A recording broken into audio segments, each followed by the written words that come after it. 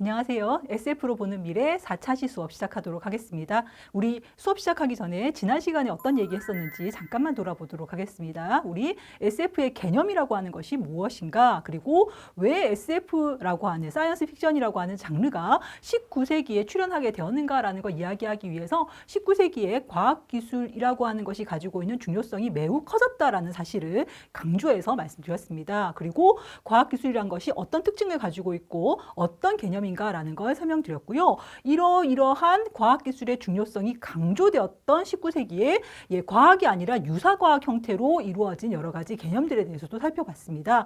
그리고 SF라고 하는 장르 자체의 출현은 19세기이지만 그 이전에도 SF적인 요소를 가지고 있는 텍스트가 있었다라는 사실을 이야기하면서 조나던 스위프트의 걸리버 여행기와 그리고 토마스 모어의 유토피아라고 하는 텍스트에 대해서 자세하게 이런저런 말씀을 드렸습니다. 자, 이제 이번 시간에는 드디어 19세기에 출현한 SF, 사이언스 픽션 장르의 역사에 대한 출발점에 대한 이야기를 해보도록 하겠습니다. 아시다시피 최초의 사이언스 픽션은 메어리 셀리의 프랑켄슈타인입니다. 그래서 이번 시간에는 특히 메어리 셀리의 프랑켄슈타인에 대해서 자세하게 줄거리 이야기하면서 동시에 이 프랑켄슈타인이 어떤 가치나 문제의식을 가지고 씌워주고 있고 이게 오늘날 우리에게 시사하는 바는 무엇인가라는 이야기들을 자세하게 살펴보도록 하겠습니다. 자, 메어리 셀리의 프랑켄슈타인이라고 하는 이 최초의 SF 소설은요, 여성 작가인 메어리 셀리에 의해서 씌워졌습니다. 이 여성 작가 메어리 셀리는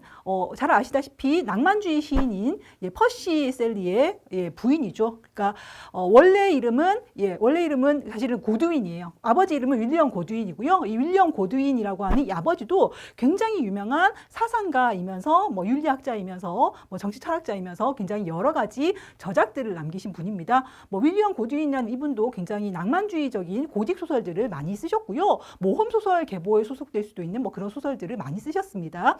그리고 그 어머니 메리 울프턴크래프트라고 하는 분은 굉장한 페미니스트, 최초의 페미니스트라고 얘기하는 그런 분입니다. 그래서 굉장히 여성의 인권에 관한 여러 가지 저작들을 남기신 분인데 이 두 분의 사상의 영향을 받으면서 이제 이 메어리 울프턴크래프트 고드윈은 굉장히 어렸을 때부터 굉장히 읽고 쓰는 능력이 탁월했다고 하고요. 여러 가지 상상력과 그런 것들이 발달하신 분이었죠. 그리고 이제 남편이 퍼시 셀리하고 만나서 결혼하기 전까지 좀 우여곡절이 있었습니다. 그 중간 이야기는 여러분이 나중에 들으시면 되겠고요. 어쨌든 이 남편하고 정상적으로 결혼을 할 수 없는 상황에서 스위스로 도망을 간 상태였죠. 스위스로 도피를 한 다음에 그 스위스에서 남편과 그다음에 시인 바이런과 그다음에 이 메어리 셀리가 같이 이런저런 이야기를 하면서 당시에 여러 가지 과학기술의 발전에 대해서 우려하는 여러 가지 이야기를 나누면서 귀신이 등장하는, 괴물이 등장하는 이런저런 이야기를 나누기 시작했다고 합니다. 그러면서 태어난 것이 바로 이 프랑켄슈타인이라고 하는 소설이고요. 이 이야기를 이 이야기가 너무 재밌으니까 바이런이 이걸 한번 출판해 보는 게 어떻겠냐라고 해서 이제 써서 출판을 했는데 당시에는 여성들이 자기 이름으로 책을 낼 수가 없는 상황이었어요. 그래서 처음에는 작자미상으로 해서 이제 출판을 했다가 나중에 자신이 이 프랑켄슈타인이라는 소설의 작가임을 밝혔다라고 하는 이야기도 있습니다. 메어리 셀리는 굉장히 상상력에 기반한 흥미로운 소설들을 많이 썼는데요. 최초의 SF라고 얘기하는 프랑켄슈타인뿐 아니라 최후의 인간이라고 해서 어떻게 보면은 그 포스트 아포칼립스 장르의 최초의 소설이라고도 할 수 있는, 그러니까 모든 사람들이 전염병으로 다 죽어버리고만 살아남는 마지막 사람, 최후의 인간에 대한 이야기를 쓰기도 했습니다. 이럴 정도로 굉장히 SF적인 발상을 가지고 많은 소설들을 썼던 분이라고 할 수 있겠고요. 굉장히 낭만주의적인 관점에서 공포와 환상을 결합한 이야기를 만들었다라고 할 수 있겠습니다. 자, 이제 우리 오늘 원래 제목은 프랑켄슈타인 혹은 현대의 프로메테우스라고 하는 소설입니다. 1818년에 출판이 된 소설이라고 할 수 있겠고요. 왜 최초의 프로메테우스라는 표현을 썼는가라는 건 좀 돌아봐야 되겠죠? 프로메테우스가 어떤 일을 한 사람이죠, 여러분? 프로메테우스는 다 아시다시피 그리스 신화에서 인간을 흙으로 빚어냅니다. 그러니까 흙으로 인간을 빚어서 거기에 숨결을 불어넣어서 인간이 살아 움직이게 하면서 동시에 이 인간들이 좀 더 강해지도록 하기 위해서 올림포스에서 불을 훔쳐다가 불을 훔쳐다가 인간에게 줌으로써 인간이 문명의 우위에 서게끔 만든 그런 존재. 즉 어떻게 보면 인간의 창조주입니다. 인간을 그리스 신화에서 인간을 창조했다라고 하는 신이 바로 프로메테우스입니다. 따라서 이 창조주인 프로메테우스의 이름을 제목에 넣었다라고 하는 것은 결국 프랑켄슈타인이 결국 인간의 또는 또 다른 존재의 창조주구나라고 하는 거 여러분이 선언적으로 아실 수 있습니다. 자, 이제 줄거리 좀 말씀드리면요. 프랑켄슈타인은 괴물의 이름이 아닙니다. 여러분 가장 착각하는 것 중에 하나죠. 프랑켄슈타인은 과학자 이름인데 이 프랑켄슈타인은 스위스의 제네바의 아주 명문가에 태어납니다. 명문가 출생의 굉장히 똑똑한 소년입니다. 그러니까 처음에 이 프랑켄슈타인은 아버지, 어머니의 여러 가지 지식과 학문의 도움을 받아서 굉장히 똑똑한 소년으로 자라나고요. 이 프랑켄슈타인한테는 어렸을 때부터 같이 자라난 귀족 출신의 소녀가 있습니다. 그래서 이 소녀에 대해서 굉장히 애정을 느끼면서 이 소녀인 엘리자베스한테 굉장히 애정을 느끼면서 동시에 프랑켄슈타인은 자연과학에 대해서 굉장히 많은 관심을 갖게 되고요. 그 자연과학적 지식들을 받아들이면서 인간은 도대체 어디서 온 존재인가? 인간의 생명을 유지시키는 건 도대체 뭘까? 인간은 인간을 낳을 수 없는가? 낳는다기보다 인간은 인간을 창조할 수 없는가? 과연 인간의 생명이라고 하는 건 죽음으로 끝인가? 와 같은 여러 가지 질문들을 머릿속에 품으면서 이런저런 책을 읽으면서 얘가 성장하게 됩니다. 성장한 다음에는 독일의 잉골스타트에 있는 대학으로 얘가 잉골스타트 대학으로 유학을 와서 거기서 역시 의학을 전공하면서 이런저런 지식들을 섭렵하게 됩니다. 자, 이런저런 지식들을 굉장히 많이 섭렵하던 끝에 얘가 드디어 이 사람이 드디어 어떤 지식을 얻게 돼요. 이 지식이란 건 뭐냐? 생명을 창조하는 기술입니다. 그 생명 중에서도 특히 인간을 창조하는 기술이라고 하는 걸 드디어 손에 넣게 돼요. 그래서 어느 날 약간 정신이 나간 상태에서 점점 자기가 뭔가 생명을 만들어낼 수 있다라고 하는 어떤 욕망 속에 점점 빠져듭니다. 빠져들면서 그러니까 당시 이제 중세 사회니까 사실은 이 중세 사회가 가지고 있는 특징으로 곳곳에 시체가 널려 있어요. 뭐 흑사병으로 죽은 시체라든가 또는 그러니까 위생이 나쁘니까 여러 가지 이제 시체들이 굉장히 많은데 그 시체들의 부분을 모으기 시작합니다. 이게 그러니까 알게 모르게 이런저런 자연과학적 지식들을 막 끌어모으면서 시체의 부분들을 끌어모으더니 어느 날 드디어 자신의 실험을 성공시키기 위한 실험에 돌입합니다. 그러니까 어떤 방법으로 이 부분 모은 것들을 이렇게 꿰맸는지 그리고 이 꿰매서 만들어낸 요 인간을 어떤 식으로 살아남게 했는지 살아 움직이게 했는지는 책에서 자세하게 묘사 안 합니다. 묘사되지 않습니다. 뭔가 어떤 모종의 방법을 썼어요. 이 모종의 방법이 무엇인가는 좀 이따 생각해 봅시다. 자, 아무튼 모종의 방법을 써서 이 시체의 부분을 꿰매가지고 거기에다가 어떤 장치 또는 어떤 힘을 가했더니 드디어 그 생명이 살아서 움직이게 됩니다. 자, 이 생명이 그러니까 자기가 시체의 부분을 모아갖고 꿰맨 것들이 살아서 움직이는 걸 보니까 그 하나의 괴물이 돼서 살아서 움직이는 걸 보는 순간 프랑켄슈타인이 약간 정신이 나가요. 왜냐? 그 괴물이 너무 끔찍하게 생긴 거예요. 너무너무 무시무시하고 너무너무 끔찍하게 생긴 거예요. 그래서 걔가 움직이기 전에는 그토록 끔찍하다라는 걸 생각하지 못했는데 움직이는 걸 보는 순간 너무 무섭습니다. 너무 무섭고 너무 끔찍하니까 얘가 그 괴물을 버리려고 해서 버린 게 아니라 너무 무서우니까 순간 도망을 친 거예요. 도망친 상태에서 약간 정신이 나가 있는데 그때 자기 친구가 얘를 찾아오는 거예요. 그러니까 얘를 어렸을 때부터 잘 아는 친구가 찾아와서는 너 무슨 일이니? 왜 이러니? 하고 얘를 그 상태 그대로 고향에 데려가게 됩니다. 즉 프랑켄슈타인이 괴물을 버리려고 해서 버린 게 아니라 잠깐 정신이 나간 사이에 어떤 상황이 되다 보니까 결국 괴물을 버리고 프랑켄슈타인은 고향으로 돌아간 그런 셈이 됐습니다. 자, 고향에서 얘가 엘리자베스의 사랑과 친구의 우정과 그리고 부모님의 이제 보호를 받으면서 평온한 상태로 잘 지내게 돼요. 평온한 상태로 잘 지내면서 가끔씩 내가 만든 그 괴물은 어떻게 됐을까? 내가 만든 그 괴물은 어떻게 됐을까라는 고민은 가끔씩 나지만 어쨌든 평온한 상태로 잘 지내는데 어느 날 갑자기 자기가 너무나 사랑하는 자신의 남동생이 비참하게 살해당하는 사건이 벌어집니다. 그러니까 남동생이 아주 무참하게 잔인하게 살해당해요. 그리고 그 살인범으로 자신이 역시 또 약간 아끼던 하녀가 그 동생을 살해했다는 죄로 잡혀서 사형당하게 되는 거예요. 그런 사건을 겪으면서 얘가 왠지 모르게 내 동생을 죽인 건 그 하녀가 아닐 것이다. 내 동생을 죽인 건 아마도 내가 만든 괴물일 것이다 라고 하는 이상한 망상에 사로잡혀요. 망상에 사로잡히면서 내가 만든 괴물이 나에게 복수하기 위해서 뭔가 내 주변 사람들을 다 죽일 거야 라고 하는 어떤 그런 관념에 막 사로잡힙니다. 그래서 그런 관념 때문에 막 괴로워하다 하다가 얘가 어느 날 멀리 산책을 가는데 그 스위스의 아름다운 자연 풍광을 바라보면서 걷다가 저 멀리에서 웬 이상한 형체가 자신을 향해 다가오는 거 봐요. 그 형체는 굉장히 무시무시하게 생겼으면서 키도 엄청 크고 매우 남루한 옷을 입고 있는데 험상궂어요. 가까이 왔는데 보니까 그 존재는 바로 자신이 만든 괴물입니다. 즉 자기가 만든 괴물이 자기한테 와가지고는 네가 나를 만든 프랑켄슈타인이지. 어떻게 알았는지 갑자기 괴물이 말도 해요.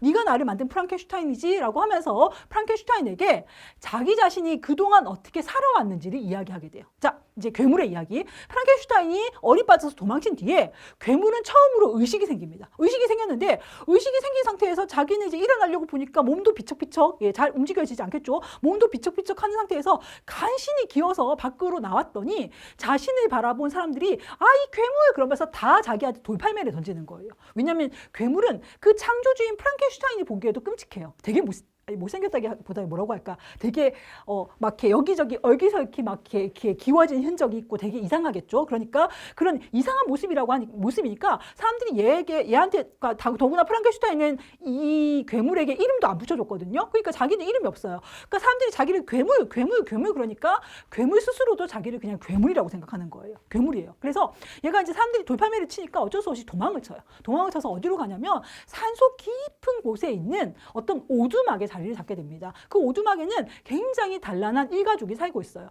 그 단란한 일가족들은 서로 막 굉장히 가난하지만 하하호호 웃으면서 대단히 화목하게 살고 있는 거예요. 서로를 사랑하면서 화목하게 살고 있어요. 얘가 그 가족들이 살고 있는 오두막의 지하실에 숨어서 그 가족들의 대화를 들으면서 언어를 깨우치게 됩니다.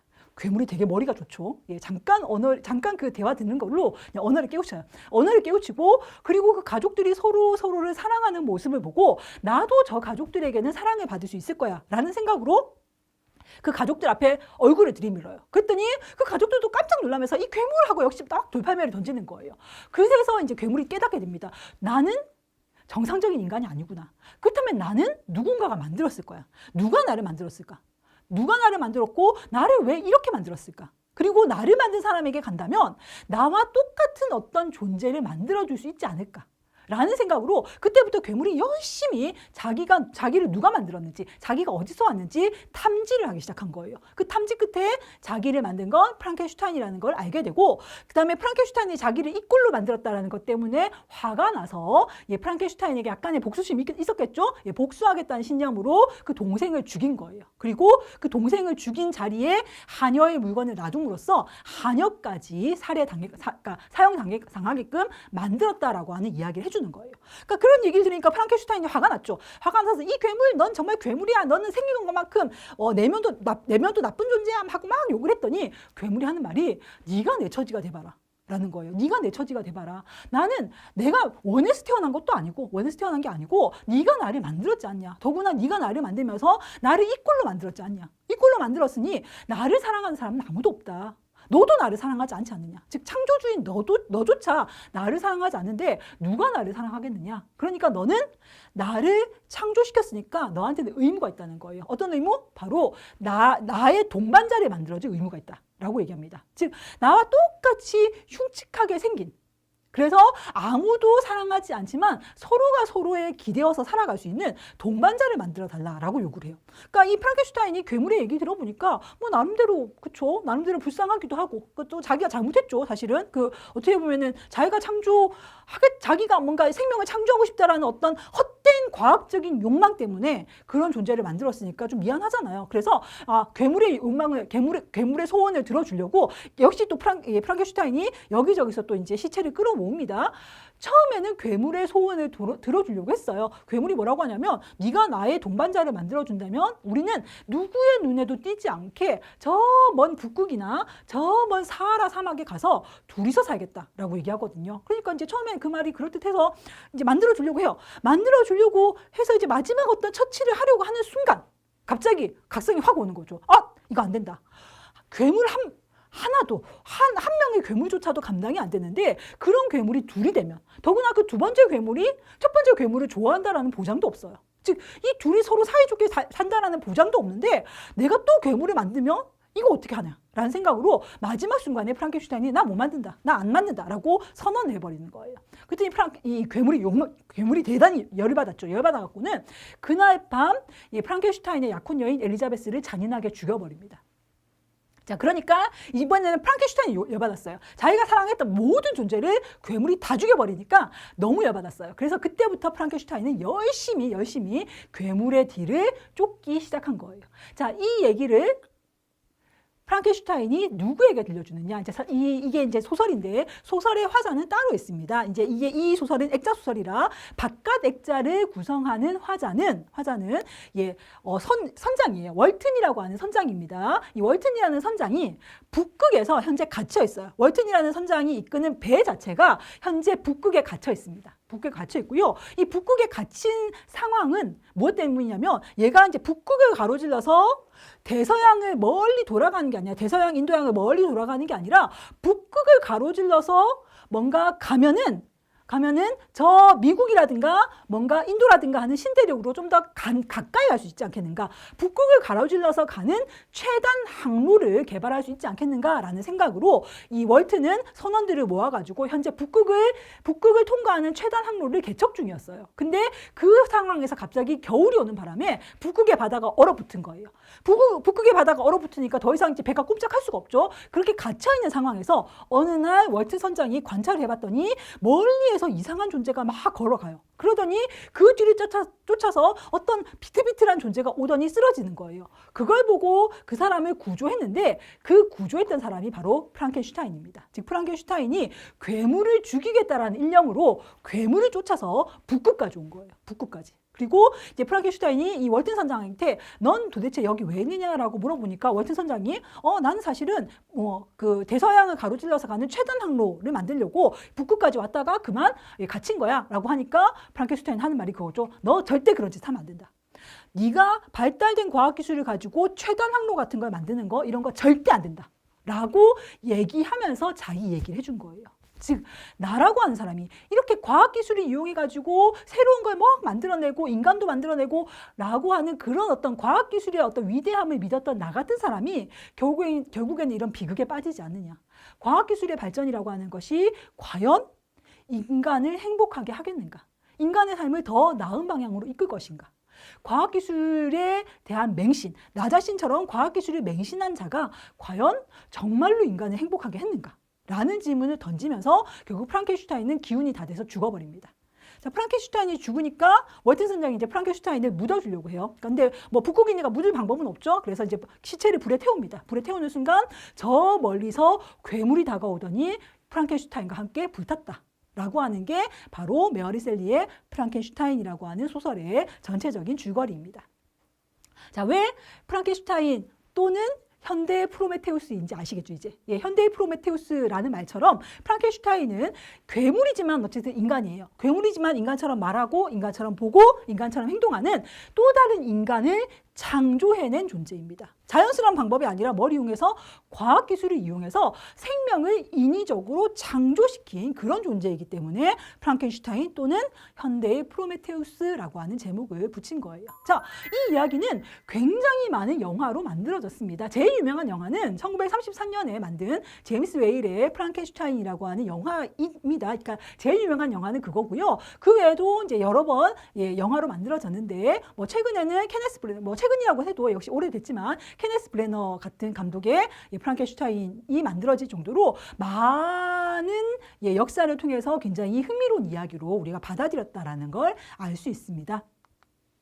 자, 이런 프랑켄슈타인의 소설을 조금만 이제 우리 분석해 보도록 할까요? 자, 결국 프랑켄슈타인이라고 하는 소설은 괴물이 등장하는 소설이에요. 괴물이 등장한다는 점 때문에 이거는 호러 장르에 속하겠죠. 호러 장르에 속하지만 동시에 과학기술이라고 하는 것, 과학기술의 발전이라고 하는 것이 과연 인간을 정말로 행복하게 만드는 것인가, 과학기술의 발전이 인간을 행복하게 할 수 있는 것인가 라고 하는 질문을 던진다는 점에서 이 소설은 SF 장르에 속한다라고 얘기할 수 있습니다. 그래서 결국에는 괴물이 등장하는 환상, 호러 장르이면서 과학기술의 위험성, 과학기술을 일방적으로 발전시키는 것에 위험성이나 어떤 문제점을 비판적으로 성찰하게 한다라는 점에 최초의 SF 소설로서 SF의 전형적인 모습을 보여주고 있다고 얘기할 수 있겠습니다. 사이언스 픽션이라고 하는 장르가 되게 재밌는 게 과학기술을 소재로 하면서도 과학기술이 발전되고 과학기술이 굉장히 보편화된 그런 사회를 그다지 긍정적으로 보지 않습니다. 오히려 과학기술의 발전, 지나친 과학기술의 발전을 인간을 불행하게 만드는 것 이라는 식으로 굉장히 좀 비판적으로 바라보는 게 SF의 중요한 특징입니다. 최초의 SF인 메어리 셀리의 프랑켄슈타인에서부터 그런 어떤 속성들이 잘 보인다라고 얘기할 수 있겠죠. 네. 자, 이처럼 이 SF로서 프랑켄슈타인은 괴물이 등장하는데 그 괴물을 창조한 건 누구? 인간입니다. 즉 이건 결국 인간을 만든 자와 인간 사이의 대립, 동시에 창조자와 피조물 사이의 대립 이라고 하는 것을 기본 줄거리로 하고 있다고 얘기할 수 있겠죠. 인간이 인간을 만드는 건 당연해요. 사실 자연적인 방법으로 인간은 인간을 끊임없이 창조시키고 있잖아요. 그렇죠? 태어나게 하잖아요. 중요한 건 기술을 이용해서 비자연적인 방법으로, 즉 인위적인 방법으로 어떤 생명을 만들어낸다라고 하는 것 자체가 굉장히 부정적인 방식으로 묘사된다라고 하는 걸 우리가 볼 수 있는데, 요걸 이제 우리가 당시 메어리 셀리가 이 소설을 썼던 당시에 굉장히 충격적인 과학기술로 받아들여졌던 갈바니즘이라고 하는 이론과 연결시킬 수 있습니다. 자, 갈바니즘이란 갈바니라고 하는 과학기술자의 실험과 연결되어 있습니다. 이 갈바니는 전기에 대해서 이제 번개가 치죠. 번개가 치면 그 번개가 전기력과 연결되어 있다는 걸 생각하면서 이 전기의 힘이라고 하는 것이 무엇인가에 대해서 굉장히 연구를 거듭했던 사람 중에 하나인데, 당시에 이제 이 전기의 힘이라고 하는 게 굉장히 중요한 테마였어요. 어느 날 갈바니가 해부된 개구리를 금속 판 위에 놨습니다. 금속 판 위에 놓고 한쪽에는 음극이, 한쪽에는 양극이 가게 하면서 이 해부된 개구리의 양쪽 발끝을 연결했더니 갑자기 이 개구리가 부르르 떨면서 살아서 움직이는 것처럼 부르르 떨더라는 거예요. 그걸 보고, 이게 이제 유명한 갈바니의 개구리 실험이에요. 이 갈바니의 개구리 실험을 보고 사람들이 다 놀랍니다. 왜냐면 아니 양쪽에 그냥 전극만 꽂았을 뿐인데 갑자기 이 해부된 개구리가 부르르 떨고 막 움직이니까 이거 뭐지? 라고 생각하고 놀란 거예요. 자, 갈바니는 어떻게 설명하느냐? 자, 이 전기가 이렇게 양쪽에 꽂히니까 부르르 떠는 건 동물 내부에 고유한 전기가 있기 때문이다. 동물 내부에 있는 고유한 전기가 곧 생명력이고, 결국 그러니까 이 동물의 생명력, 동물이 살아서 움직이고 생명을 유지한다라고 하는 건 결국 전기의 힘이다. 몸속에 있는 전기가 작용을 해서 흐르기만 하면 동물은 살아서 움직인다라고 하는 게 바로 갈바니즘입니다. 이게 바로 동물 전기라고 하는 개념으로 이어지게 되는 것이죠. 즉 동물이 살아서 움직이고 생명을 유지시키는 건 동물 내부에 있는 전기력이다, 전기의 힘이다 라고 하는 그런 설명이었습니다. 이게 이제 갈바니즘인데, 이 갈바니즘 자체가 당시에 너무 충격적으로 받아들여졌고, 메어리 셀리도 그 갈바니즘의 이론을 받아들이면서 결국 시체의 부분을 모아다가 그 부분 모아서 꿰맨 거에다가 전기를 통하게 하면 그 내부의 전기가 작동하면서 얘도 살아서 움직일 것이다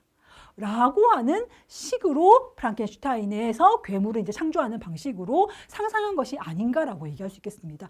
자, 이 갈바니즘이 잘못된 이론인 건 여러분 다 아시죠? 왜? 전기가 흐르면 부르르 떠는 이유는 전기가 통해서 가기 때문이죠. 즉, 이 개구리의 몸 자체가 도체이기 때문에, 그러니까 전도체이기 때문에 전기가 통과해서 가기 때문에 부르르 떤 거지, 그게 내부의 전기를 작동시켜서 떤 건 아니죠. 우리는 지금 이미 잘 알고 있습니다. 이건 이제 이미 과학기술이 더 발전하면서 우리가 이제 왜 동물 전기가 잘못된 이론인가를 우리는 이미 알고 있습니다만, 메어리 셀리가 살았던 시대에는 그게 잘못된 이론이라는 걸 사람들이 몰랐겠죠. 그러다 보니까 그 이론이 너무 충격적이었어요.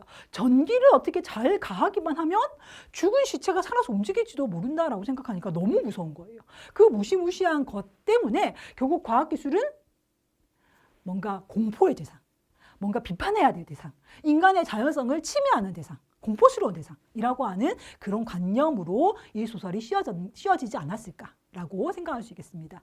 그리고 또 하나 물어야 될 거. 이 소설에서 진정한 괴물은 누구일까요? 저 괴물은 이름이 없죠. 프랑켄슈타인에는 괴물은 없습니다. 괴물은 없고, 프랑켄슈타인이라는 이름 자체는 괴물이 아니라 괴물의 창조주에게 붙여진 이름이에요. 어떻게 보면 창조자는 프로메테우스죠. 그러니까 어떻게 보면 인간에게 불을 준, 그러니까 그리고 인간에게 숨결을 불러 넣어준 프로메테우스가 창조자인데, 인간의 창조자인데, 프랑켄슈타인은 스스로가 프로메테우스가 되고자 했어요. 그렇죠? 그런데 정말로 얘는 프로메테우스가 되었나요? 그보다는 오히려 혐오스러운 괴물을 낳는 진짜 괴물은 아닐까요? 즉 미친 과학자야말로 진짜 괴물인 건 아닐까요? 그러다 보니까 이제 우리가 이제 프랑켄슈타인이라고 하면 떠올리는 전형적인 이미지가 바로 요거죠. 이게 바로 제임스 웨이 감독의 이제 프랑켄슈타인에서 당시 이제 그 괴물 역할을 했던 그 배우가 러시아 배우였던 거예요. 이 러시아 배우의 이미지인데 이 이미지가 오늘날 우리가 알고 있는 가장 전형적인 프랑켄슈타인의 이미지입니다. 근데 실제로는 이 존재는 프랑켄슈타인이 아니에요. 이 존재는 프랑켄슈타인이 아니라 프랑켄슈타인이 만든 괴물이고요. 프랑켄슈타인이라는 이름은 그 괴물을 만든 창조자의 이름이죠. 우리가 창조자의 이름을 프랑켄슈타인이라고 알고 있는 게 아니라 괴물을 프랑켄슈타인이다라고 착각하는 것처럼 진짜 괴물은 어떻게 보면 그 미친 과학자인 프랑켄슈타인 자체가 될지도 모르겠습니다. 어쨌든 프랑켄슈타인 하면 이제 떠오르는 전형적인 이미지 있죠. 전형적인 이미지 하면 여기 머리에 뭔가 나사 자국 같은 거 있고 굉장히 툭툭툭툭 막 온 얼굴에 그 뼈대가 막 붉어져 있는 듯하고 굉장히 좀 기괴하고 거대하고 대단히 창백하면서 뭔가 약간 로봇 같기도 하고 이런 이미지가 있어요. 그러니까 그 이미지 자체가 우리가 이제 프랑켄슈타인 하면 떠올리는 괴물의 이미지가 되겠는데 그 이미지에서 강조되는 건 결국에는 인간이 만든 생명은 굉장히 자연적이지 못하다. 인조, 즉 인간이 만든 존재로서의 어떤 인위성, 인조성이라고 하는 게 굉장히 강해지는 이미지라고 얘기할 수 있겠습니다. 자, 이런 인조의 이미지 하면 사실 우리가 그다지 긍정적으로 받아들이는 게 없어요. 여러분, 인조라는 말이 들어간 것 중에 좋은 거 있나요? 인조견이란 말 여러분 잘 못 들어보셨을 텐데 예전에 저 어렸을 때는 그 나일론이라든가 뭐 레이온이라든가 하는 그런 섬유 있죠. 그런 석유를 이용해서 만든 섬유를 우리가 견이라고 하면 이제 그 비단실을 말하는 건데 아시다시피 지금도 비단실은 굉장히 비싸잖아요. 비단 자체는 매우 비싸죠. 반면에 레이온 같은 건 비단하고 똑같아요. 어떻게 보면 굉장히 그 광택이라든가 뭐 느낌이라든가 이런 거 레이온은 이 비단하고 똑같은데 그에 비해서 가격은 엄청 싸요. 왜냐면은 만드는 방법도 쉽고 그다음에 그 재료도 워낙 싸니까 인조견 같은 건 되게 싸거든요. 근데 우리가 진짜 비단과 인조견이 있다. 그러면 사람들이 인조견을 대단히 나쁘게 취급을 해요. 이것처럼 인조견이라는 말도 그다지 인조라는 말이 들어가니까 좋지 않고요. 요즘 이제 인간이 만든 고기죠. 인조육이라 그래서 요즘 실험실에서 배양해서 만드는 고기 있어요. 그 이상하네. 그러니까 실험실에서 이제 그 줄기세포를 이용해가지고 만드는 그 스테이크 같은 거 있거든요. 그런 것도 되게 비싸요. 되게 비싸지만 그다지 우리가 긍정적으로 바라보지 않습니다. 이것처럼 인조라는 말이 들어가면 그다지 긍정적인 이미지로 안 느껴져요. 인조인간도 마찬가지예요. 어떻게 보면 프랑켄슈타인이 만든 괴물은 최초의 인조인간입니다. 인조인간이죠. 그러나 그처럼 기괴하게 생겼다라고 하는 건 인조라고 하는 것이 가지고 있는 공포.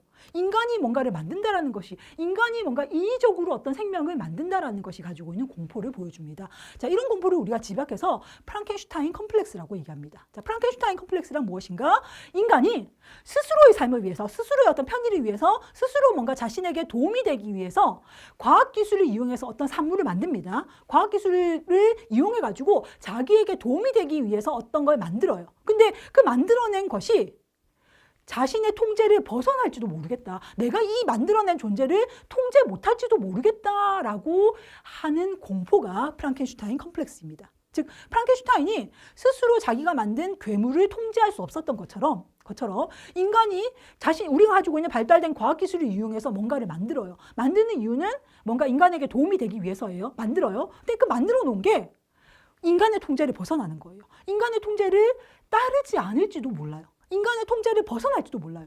이런 근원적인 공포를 프랑켄슈타인 컴플렉스라고 합니다. 우리가 몇 년 전에 알파고가 나와서 그 알파고가 이세돌하고 바둑 경기를 하는데 이세돌이 감히 알파고를 이기질 못하죠. 처음으로 이기고 그 이후에도 사실은 아무도 알파고를 이기지 못합니다. 알파고라고 하는 이 인공지능은 인간이 만든 거예요. 인간이 뭔가 이유가 있어서 만들었겠죠. 뭔가 편리하라고 만든 거겠죠. 만들었는데 그 존재를 더 이상 인간이 이길 수 없어요. 통제할 수 없다라는 거예요. 통제할 수 없을지도 모른다라고 하는 근원적인 공포. 이게 바로 우리가 프랑켄슈타인 컴플렉스라고 하는 것이 되겠습니다. 자, 네. 프랑켄슈타인에 대해서 우리가 이제 조금 하나만 더 이제 돌아볼 거는요. 결국 처음에 이제 이 액자박 이야기에 있었던 모험과 항해라고 하는 것에 대해서 좀 생각해 봅시다. 액자박 이야기에서 월튼 선장이라고 하는 서술자는 최단 거리, 대서양을 가로지르는 최단 거리를 개발하기 위해서, 개척하기 위해서 당시에 증기선을 타고 그 북극을 가로지르고 있었어요. 자, 뭔가를 최단 거리로 간다라는 것. 제일 짧은 거리로 간다라고 하는 것은 어떻게 보면 대항해 시대의 가장 중요한 모토입니다. 그렇죠? 미지의 세계를 그냥 탐험하는 게 아니라 앞으로는 물류를 이동시켜야 돼요. 굉장히 큰 물류를, 굉장히 많은 상품들을 싣고 어딘가로 가서 팔아야 돼요. 또는 어딘가에 가서 그 엄청난 재료들을 싣고 다시 우리나라로 와야 돼요. 자, 이렇게 물류를 이동시킬 때 제일 중요한 건 최단 거리예요. 될 수 있으면 짧은 거리로 이동시키는 게 비용이 적게 들고 당연히 연료도 적게 들 거예요. 따라서 최단 거리를 개척한다라고 하는 건 어떤 점에서 보면 과학기술의 발전에서는 굉장히 중요한 하나의 몫입니다. 근데 그게 여러분도 아시다시피 우리나라를 식민지로 만들었던 서구의 또는 서구 제국의 침략이라고 하는 그런 역사하고 결부되어 있다는 건 여러분 다 아실 거예요. 어떻게 보면 최단 항로를 개척한다, 어떤 걸 개척하고 미지의 세계를 개발하고 개척한다라고 하는 것 자체는 그곳을 또 다른 식민지로 만든다. 결국에는 개척한다, 모험을 통해서 어떤 곳을 발굴한다, 발견한다라고 하는 것 자체가 우리처럼 식민지의 역사를 경험한 사람들 입장에서 보면 그다지 긍정적이지 못한 건 아닌가라는 질문을 여기서 같이 하게 됩니다. 자, 이처럼 괴물이란 무엇이고 과학기술이 열어젖히는 새로운 사회라고 하는 건 긍정적일 수 있는가? 과학기술은 과연 인간에게 정말로 도움을 주는 기술인가? 과학기술은 인간을 파괴하는 기술은 아닌가? 과연 인간이 가지고 있는 진짜 괴물성이라는 건 무엇인가? 라고 하는 여러 가지 질문들을 우리는 메어리 셀리의 프랑켄슈타인을 통해서 할 수 있게 됩니다. 자, 인간 내부의 괴물성에 대한 이야기는 다음 시간에 우리 또 다른 소설과 함께, 또 다른 SF 소설과 함께 이야기를 이어가 보도록 하겠습니다. 자, 4차 수업은 여기서 마치도록 하겠습니다.